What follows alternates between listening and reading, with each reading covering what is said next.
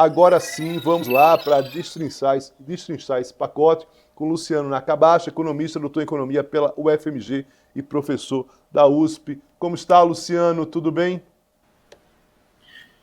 Tudo bom, Léo? Tudo. Luciano, vamos começar a falar sobre essa medida, sobre essa isenção para essa faixa aí de renda até R$ 5.000, que de alguma forma está dentro aí desse pacote. O que é que te parece? O Haddad acabou destrinchando ali, disse que não é uma coisa para agora, é para 2026, mas já atinge para 2025 o pessoal que ganha até R$ 3.000. A gente fez uma entrevista com o Lindenberg Farias, que ele está falando aí de 35 milhões de brasileiros que estariam aí nessa faixa de renda de R$ 5.000 e que teriam essa isenção. O que te parece essa medida, Luciano? Muito obrigado pela presença mais uma vez. Uma satisfação, eu que agradeço pelo convite. Então, a medida em si, ela não é ruim, né? Porque você está olhando trabalhadores que têm um salário relativamente baixo e que o imposto, de fato, ele tem que ser mais condizente ali com a realidade das pessoas. Acho que o problema é no meio da questão fiscal, nessa pressão que a gente vem sentindo de gastos e de descontrole da dívida pública em relação ao PIB, é anunciar essa medida. Então, acho que o timing não foi bom. Eu acho que tem que resolver primeiro essa questão do aumento da dívida em relação ao PIB, para depois pensar nas medidas que podem beneficiar a população, né? Como esse aumento ali da faixa da renda para poder estar cobrando imposto de renda. Muito bem, Luciano. E em relação às demais medidas, o que é que te parece? A gente depois volta para essa questão do imposto de renda, mas o que é que te parece as outras medidas? Queria falar sobre militares. Militares não gostaram da proposta, né? Porque eles acham que essa questão da aposentadoria, questão da morte fictícia, né, que é essa questão da morte de quem? É uma morte que é uma morte fictícia, vamos dizer assim, no sentido de ser uma ficção, uma morte que na verdade não existe. É um militar punido, para quem está nos assistindo aqui, um militar punido, é expulso da carreira por um mal feito ali em determinado momento, cometeu um crime, é expulso da carreira. E aí a pensão, quer dizer, é essa pensão, porque ele é declarado morto pelo Exército, pelas Forças Armadas, e aí a pensão acaba indo para familiares, que acaba sendo dele, na verdade. Né? Então, os militares que eu conversei hoje ao longo do dia disseram, não, isso aí tudo bem, está resolvido, não sei o quê. Mas o aumento dessa expectativa para aposentadorias de 55 anos é injusta para o militar, enfim. Não sei como os militares vão resolver essa equação, até porque isso já foi debatido dentro do governo. O Zé Múcio, o ministro da Defesa, já concordou, mas aí é outra história em relação à própria tramitação. Queria saber de você, do ponto de vista técnico, o que é que você acha dessas medidas para os militares? Então, a gente tem uma classe ali que não tem sido contemplada no sentido das reformas anteriores, né? Tem ficado de fora. E não tem muito porquê, né? Porque quando a gente olha a questão previdenciária, ela é um dos principais problemas hoje das contas do governo, né? Você tem uma população que está ficando mais velha, ou seja, tem mais idosos e a tendência é só aumentar.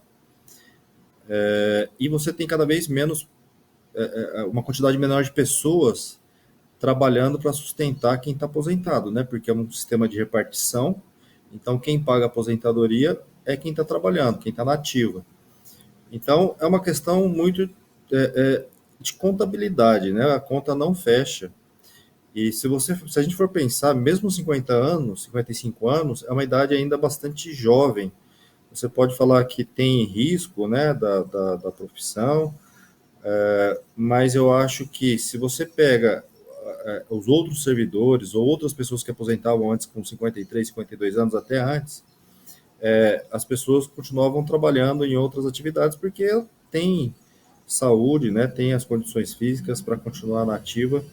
E então eu acho que não justifica um diferencial tão grande. Eu acho que praticamente não deveria ter diferencial, a não ser que você tivesse uma coisa muito explícita ali de você estar numa profissão que realmente tem uma exposição ali constante, que isso afeta a saúde da pessoa de uma forma muito explícita. Aí, claro, tem que ter o cuidado, isso é o mais importante, o cuidado dessa pessoa, o suporte ali médico, psicológico, e muito menos na questão da aposentadoria enquanto a pessoa tem condições de estar trabalhando. Eu acho que até se a gente for pensar a economia de uma forma geral, logo a gente vai ter que fazer outra reforma da Previdência, né, para todos os trabalhadores, porque a conta não fecha, né? A gente fez uma reforma da Previdência que faz com que o buraco demore um pouquinho mais, né, para ir ficando cada vez maior, mas ele está ficando ainda maior e vai continuar, né, pela estrutura etária da população brasileira, como é que vem se alterando no tempo. E não tem um porquê, a gente tem muitos privilégios, essa é a verdade, né, na economia brasileira para determinados grupos. A gente tem que trabalhar para reduzir esses privilégios, porque quem tem privilégio acaba sendo pago pelo restante da população. E aí alguns pagam muito, né, por esse excesso de privilégios que certas categorias têm. A gente tem que trabalhar para reduzir os privilégios, para que as pessoas tenham condições semelhantes. Muito bem. Em relação ao dólar, Luciano, esse aumento, essa elevação, o governo está minimizando isso em relação ao mercado. Queria que você explicasse para a gente um pouco dessa disputa de mercado, né, em relação a esse próprio pacote e qual é a tua expectativa em relação à própria alta do dólar, o que é que isso pode representar. E aí a gente pode ser bem didático nessa questão, porque eu acho que é muito importante isso. O mercado reage, o governo diz que não dá muita bola a isso, mas a gente sabe dos efeitos. Isso. Então, é um sinal bastante claro, né? Esse aumento do dólar não é de agora. A gente já vem aí no último ano nessa escalada do dólar, né? Um aumento aí de mais de 20% já nos últimos 12 meses, o que é um aumento considerável. Isso está muito, claro, não é o único fator, mas o principal fator é essa questão de fato de um certo descontrole dos gastos, né? Afetando a dívida, essa trajetória da dívida em relação ao PIB. E o mercado não gostou, né, do resultado geral desse pacote que foi anunciado pelo ministro da Fazenda, achando que não é o suficiente, né? Tem muita coisa ali de rever, né, certos gastos para reduzir ali inflações que estão ocorrendo, mas eu acho que reformas mais estruturais que são mais importantes são muito poucas, né? Tem essa questão dos militares, a gente não sabe se vai para frente ou não vai, mas mesmo assim é muito pouco, né? Aumentar para 55 anos ainda é muito pouco. Não tem poucas medidas que são mais estruturais que vão afetar a trajetória ao longo do tempo e que também já vão fazer um efeito agora, né? Se você coloca algumas medidas, vou olhar melhor ali os beneficiários do BPC ou do Bolsa Família, para tentar reduzir quem está recebendo sem ter o direito, né, de fato, ali, de estar recebendo. Isso é uma coisa muito ali paliativa, né? A gente tem que pensar em coisas mais estruturais. Uma coisa que seria importante seria ter desvinculado os gastos ali da educação e da saúde em relação à receita, né? Eu acho que manter um aumento de acordo com a inflação, tudo bem, mas de acordo com o aumento da receita, tem causado bastante problema. A parte discricionária já é muito pequena.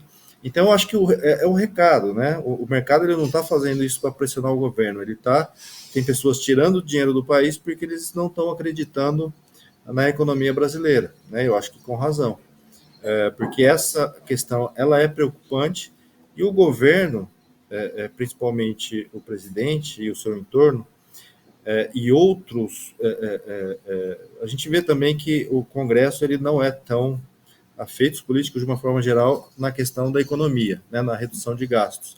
Isso é muito importante, porque essa oscilação do dólar, esse aumento do dólar, tem afetado a inflação, o aumento da inflação já está afetando os juros, né, o juros já entrou numa trajetória crescente novamente, e o governo pagar mais juros, que fica mais difícil ainda controlar essa dinâmica da dívida em relação ao PIB. Então, essa parte do controle dos gastos é fundamental por duas coisas. Uma, para controlar essa trajetória da dívida em relação ao PIB, né, e dar mais estabilidade macroeconômica para o país, e reduzindo os gastos, já controla também a questão inflacionária. A gente está com uma demanda forte, né?